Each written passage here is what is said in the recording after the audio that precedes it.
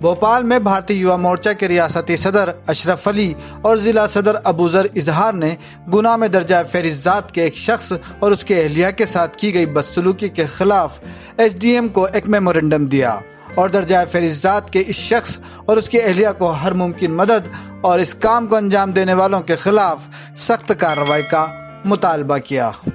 ये ज्ञापन सौंपने का मकसद ये है हमारा कि जो गुनाह के अंदर किसान के साथ दुर्व्यवहार किया गया, जो उसकी ज़मीन थी, उसकी ज़मीन पे उसने ये कहा कि मैं अपनी जो है खेती कर लूँ, उसके बाद जो है मैं अपनी ज़मीन छोड़ दूंगा। लेकिन पुलिस ने अपना रवैया दिखाया और उसको इतना बुरा मारा जो उसके साथ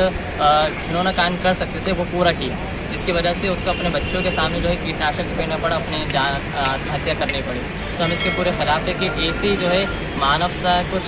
शर्मसार करने वाली कोई भी घटना नहीं होनी चाहिए। इसलिए आज हम ज्ञापन सौंपना है और अगर आइंदा ऐसे कानून अगर कभी दलितों के साथ या किसी भी ST वर्ग के साथ या किसी भी असहाय के साथ दिए जाते हैं तो हम आवाज़ उठाएंगे, ज्ञापन देंगे। और अगर किसानों के साथ ऐसे हमले होते रहे, मारो पीटी होती रही तो हम उग्र आंदोलन भी करने की चेतावनी देते हैं सरकार को, क्योंकि ये सरकार जो है दलित और किसान हितों की सरकार है। किसानों को हक को मारती, इससे पहले भी मंसूर कांड हो चुका है, इससे पहले भी कैंट कांड हो चुके हैं। खुद हमारे PM मोदी साहब ने एक बात कही थी कि